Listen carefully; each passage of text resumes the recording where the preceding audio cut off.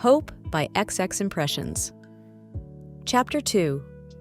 By the time Kelly had pulled himself together, most of second shift had transitioned into the common room and were sitting down to breakfast. And today, that included you. Seeing you sat at the table answering Herman's questions, Kelly decided to get himself some coffee in order to hear the answers you were giving while his back was turned. So wait a minute. Herman began. You're telling us that you're a firefighter too? Giving a chuckle at his obvious incredulousness, you smiled as you said in correction. Well, I used to be. Back when I lived in New York. Why were you living in New York? Asked Matt Casey as he joined the table. I was there for college and volunteered as a firefighter for a while. Then I graduated and started working with Engine 52 for a few years before moving back here. By this point, Kelly had made his way to the couch across the room. His eyes were glued to the TV playing the news, but his ears were still tuned into your conversation. If you were working as a firefighter in New York, how did you get to become a contractor with the CFD? Was Joe Cruz's curious question from his leaned position against the wall. I also worked on a few TV sets after I graduated to help pay the bills and found my love for creating. So when a job came up here in Chicago that combined my passion with my desire to make a difference in the CFD, well, I just had to try for it. And now, I'm here. While Kelly was just as impressed by your story, it was Brian, or Otis as he preferred to be called, that voiced his admiration to the room. Wow. He drew out in amazement. So you met celebrities and stuff? You responded with obvious amusement on your face. Yeah, I've met one or two. Why give that up to come live in Chicago? Was Mouch's question after he looked up from his newspaper. Giving a shrug, you easily replied. My family is originally from Chicago. My dad was a firefighter with the CFD and he worked with Chief Bowden here at 51.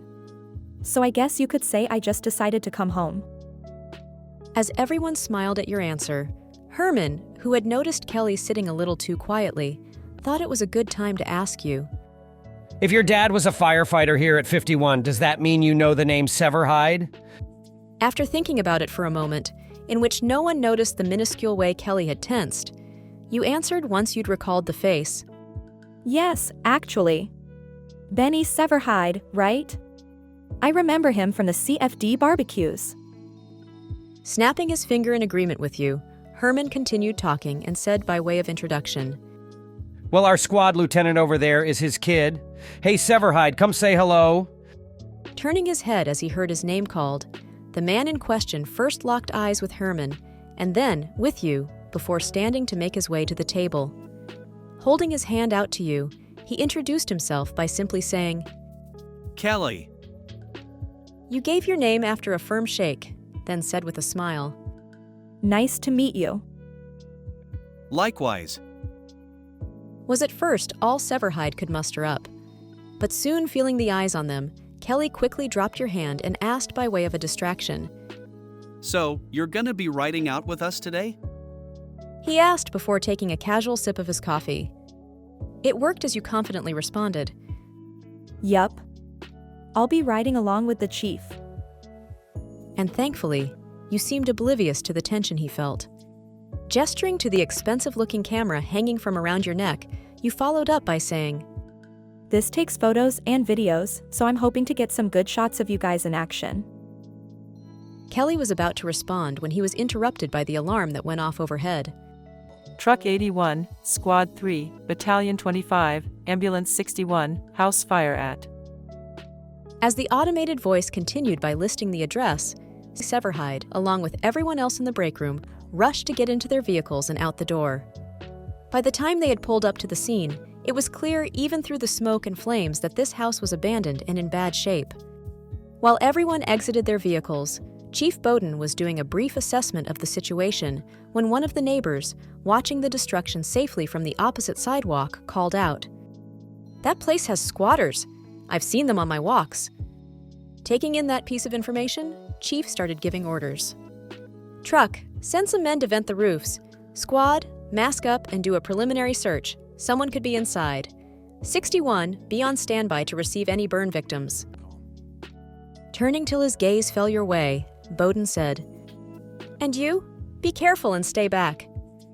Nodding in understanding, you backed up until you were almost against Battalion 25. Then you began taking pictures of the men masking up prior to their attempt to breach the house. You recorded video of those on truck as they got the aerial working so they could get on the roof to begin venting. And you switched your focus to Ambo 61 when someone from Squad 3 exited the burning house with a victim in his arms. It was a woman, and she was laid down on a gurney as Gabby and Sylvie tried to treat her. "Ma'am, calm down. We're just trying to help you," said Brett as she attempted to put on the oxygen mask. But the victim was frantic as she pushed it away and gasped out, "No, you don't understand. It was my boyfriend. He set the fire because of some fire cleanses the soul nonsense. He's tweaking hard and I don't know where he went."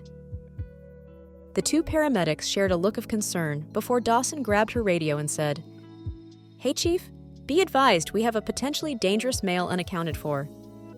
Bowden was about to respond when he heard the sound of your gasp from several feet away. Turning, he and everyone else saw the unaccounted for male using one hand to hold your body in front of his and the other to hold a knife to your throat. Quickly taking his mask off on the other side of the scene, Kelly revealed himself as the one to have brought out the female victim.